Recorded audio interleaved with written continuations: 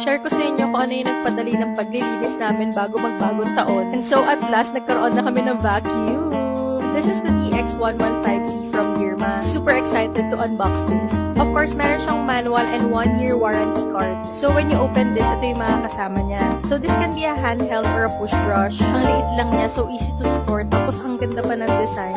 3 brush heads na yung kasama niya. Flat nozzle, rug brush, tsaka yung floor brush. And ang dali lang niya i-assemble. Just open the handle lock, then insert the push rod. And then just lock in. Ganun lang. At dahil general cleaning namin nung araw na yan, sisimulan na natin ang paglilinis ng ating carpet. Kapag may carpet ka, talagang required na meron kang vacuum, no? Ang saya kasi sobrang lakas ng suction niya. And nakikita ko na nalinis talaga yung carpet namin. I also tried the flat nozzle dun sa mga gilid-gilid ng sofa namin. Madalas kasi dito na ako nakatambay, so ang dami talagang dumi na nakasilid siya. Si Chucky din kasi minsan naupo dito, tas minsan natutulog, so ang dumi na talaga niya. And then ginamit ko nga rin pala tong rug brush para sa pillows tsaka dito sa mismong sofa. And then ito yung favorite ni Jervs na use nitong vacuum na to. Pwedeng-pwede sa sasakyan. May mga stocks kasi kami sinakay dyan, kaya ganyan kadumi. And ito na nga yung moment of truth kung gaano kadumi yung bahay namin. 1.2 liters capacity pala to. And meron din pala siyang HEPA filter na kasama. Ito yung mga maliliit na dumi na hindi nyo masyado nakikita. Halos lahat din is balahibo ni Chuck.